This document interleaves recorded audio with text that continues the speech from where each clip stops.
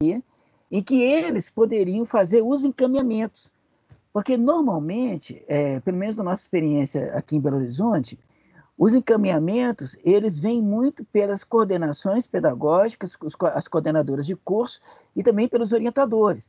Então, eles captam a situação ali do cotidiano, são, digamos assim, o primeiro filtro, aliás, para falar a verdade, o primeiro filtro é o professor.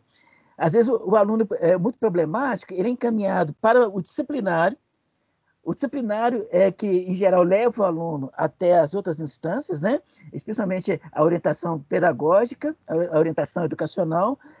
E aí o orientador deveria, associado com a capelania, fazer os encaminhamentos, compreende?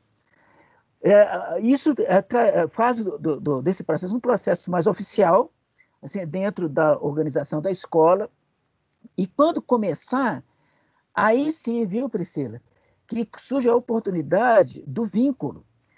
Porque quando o vínculo de confiança cresce, digamos, um adolescente foi encaminhado pela orientação educacional, foi bem atendido na capelania, às vezes ele próprio começa a contar para os outros, inclusive.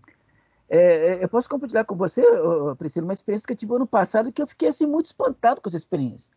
Um aluno do segundo ano do ensino médio me procurou, muito assustado, porque ele tinha tido um pesadelo, sabe? Um sonho. E aí ele contou aquela história, ele estava muito angustiado com aquilo, e como é que ele podia ter sonhado uma coisa daquela. Aí nós fomos conversando, destrinchando aquela história toda. Você acredita, Priscila, que esse menino começou a contar para os colegas dele que o capelão sabia interpretar sonho? O capelão virou José do Egito. Então, não era bem isso, mas a ideia era tentar ajudar aquele menino a entender que alguma coisa dentro dele estava falando, compreende? Estava passando uma mensagem. E aí, como no meu entendimento criou-se um certo vínculo de confiança, ele falou para outros colegas que vieram me procurar para contar seus sonhos, imagina. Mas isso aí é serviço de capelania mesmo. Mas, no caso, surge a demanda. Eu acho que até na estruturação do processo, seria interessantíssimo se você e os outros capelães pudessem se assentar junto com a direção da escola, combinar o processo e o próprio orientador, sentindo também confiança na capelania, fazer o encaminhamento.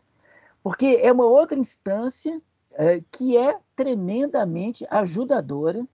E eu fico na expectativa, e no seu caso específico, eu conheço um pouco da Priscila, eu acho que aí o trabalho que faria, eu já estou imaginando que vai ser bênção pura. Mas seria bem interessante que pudesse acontecer esse caminho, sabe? Que ele já fosse um caminho mapeado, de tal maneira que a coisa funcionasse de modo orgânico, sabe? Seria muito desejável que fosse assim. Quer dizer, essa seria uma questão, né? A outra questão, eu estou tentando me lembrar aqui, qual foi mesmo, Priscila? É a questão de quando a criança ou adolescente relata ou uso de droga ou sofreu algum tipo de abuso. É complexo. É uma questão bem complexa essa. Porque aí é uma coisa curiosíssima, né? É impressionante. Aí, Priscila, me permita contar uma experiência também de anos passados no Batista. Há algum tempo atrás, mas aí, vamos colocar aí uns 15 anos atrás aí nessa história. Nós tínhamos uma enfermeira, hoje, infelizmente, ela é falecida, que era uma pessoa muito sensível, ela é sensibilíssima. E ela conseguia criar com os alunos uma relação bastante próxima. E ela foi sempre o tempo todo muito parceira da capelania. Aliás, o setor de enfermagem, viu, deveria trabalhar bem próximo do setor de capelania. Porque, às vezes, um problema de saúde, no fundo, é só aquela ideia dos problemas psicossomáticos, né? É só uma aparência que esconde toda uma sintomatologia de base emocional. Então, nesse caso, e até espiritual, inclusive. Então, uma parceria com esse setor também é bem interessante. E nesse caso específico, essa pessoa, né, essa enfermeira, ela ouvia os casos e partilhava conosco na capelania. E alguns desses casos eram casos ligados a toda a ordem de abusos. Por exemplo, eles tinham confiança em compartilhar com ela em primeiro lugar e depois conosco que tinham sido abusados em casa, né? Houve um caso específico, isso me chamou muita atenção, de uma aluna do 3º ano do ensino médio que tinha sido abusada quando criança e que estava o tempo todo em crise porque ela achava que tinha que contar para a mãe, compreende? E o pai era uma pessoa importante, especialmente na igreja, entendeu? Então, como é que ela ia contar? Olha o dilema, olha a angústia que essa menina experimentava naquela época, né? Então, como é que nós atuamos aí nesse contexto? Então, a primeira coisa é deixar claro para o aluno, para o estudante, que o espaço de escuta é de escuta mesmo. E ele é privativo. E nós estamos ali para ajudá-lo no dia a dia. Então, esse é o primeiro elemento que é básico. Agora, é claro que se a pessoa continua passando por situações de grande privação, ou de drogas, ou outro abacaxi, viu, Priscila? Gravidez na adolescência é outro abacaxi. Porque a menina engravidou e não tem como falar com o pai ou com a mãe. E fala no setor de capelania. Então, o ideal nesses casos, quando há algum perigo acontecendo, no caso de drogas é típico. Se o adolescente está fazendo uso de drogas, ele está em perigo. E o perigo é grave porque ele é completamente vulnerável. Então, aí o que a gente normalmente faz? A gente primeiro acerta com o menino, com o adolescente, que o caso dele, como envolve um perigo maior, a própria vida dele se coloca em risco nesse processo, então nós vamos ter que chamar a família para participar disso. Mas isso a gente combina primeiro com a criança, com o adolescente. E depois que a gente acertou isso com ele, nós afirmamos para ele que nós vamos estar juntos nesse processo, que nós não vamos abandoná-lo. Porque aí, diante de uma possível reação do pai ou da mãe, ele pode ficar 2 vezes mais ainda vulnerável. Então, ele teria que saber que nós estamos apoiando, que nós estamos ali do lado, que nós vamos acompanhar o processo, compreende? Inclusive com relação à família, acompanhando a família, orientando a família. E a gente sabe que há situações em que realmente as famílias trazem grande confusão. Então, a gente teria que deixar isso bem claro e fazer esse tipo de acompanhamento. Mas são casos complexos, não tenha dúvida disso. Ok? Ok, pastor, muito obrigada. Obrigado, Priscila. Pelas respostas. Prazer, viu? Pastor Rubens? Sim. Tenho mais uma pergunta aqui, é da Judinalva Justino. Ela é da Associação Beneficente Arno EPP, né? Luiz Eduardo Magalhães, Bahia, que coisa maravilhosa. Ela primeiro agradece, ela diz que é sempre nos presenteando com o melhor de Deus, o Senhor sempre nos presenteando com o melhor de Deus. Ela perguntou aqui sobre o conteúdo, né, se será disponível para trabalhar com os capelães, porque os assuntos foram bem pertinentes e ela gostaria de conversar com a equipe. Eu informei que nós estamos gravando e que, assim que a gravação ficar pronta, nós vamos disponibilizar para vocês que estão participando. Ótimo. E uma outra pergunta dela é o seguinte: temos recebido em nossos atendimentos muitos pais, alunos, com conflitos na questão da sexualidade. Os pais que não aceitam e os filhos que têm certeza que realmente é isso que eles querem. Podemos ter uma live, um minicurso ou um trabalho que nos oriente sobre essa demanda? Então, acredito que ela gostaria de saber um pouco sobre tratar a questão da sexualidade e se a gente tiver uma live com o tema só para essa questão. É mais uma questão, viu, Jude, muito importante, Sim, porque professor. nós não temos como fugir delas, não tem como. Nós estamos lidando com pessoas em processo, que estão lidando com o florescimento da sua sexualidade. Em algum momento, nós vamos esbarrar com essas questões indiscutivelmente. Então, é claro que a ideia de nós elaborarmos uma live sobre isso é bem interessante, é uma ideia muito bem-vinda, é bem provável que nós vamos precisar fazer isso realmente. Agora, Uma coisa que é muito importante partilhar com os nossos estudantes, os nossos adolescentes, é que eles são pessoas que estão em processo. O que acontece com o corpo deles, com a vida deles, com a história deles, ainda está no momento em que eles estão em processo de descoberta de si mesmos. Às vezes a pessoa vive uma experiência e acha que aquilo ali significa que é o fim da história da vida dela, que vai ser sempre daquele jeito. Não necessariamente. Nós estamos nos descobrindo na medida que o tempo passa. Então, seria muito importante que o espaço da escola, especialmente no atendimento de capelania, especialmente no serviço de coordenação pedagógica e orientação educacional, que nós criássemos um espaço tão confiável a ponto dos nossos estudantes serem capazes de falar dessas angústias que estão experimentando na alma. E aí tem uma curiosidade.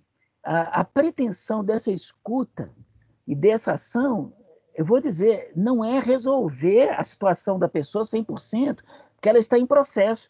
Mas quando nós abrimos o espaço da escuta, nós já sinalizamos para essa pessoa que ela é um ser humano como qualquer outra pessoa, que ela é uma pessoa que merece ser ouvida, que merece ser acolhida, e nesse ponto nós estaremos agindo como intermediários da própria ação divina.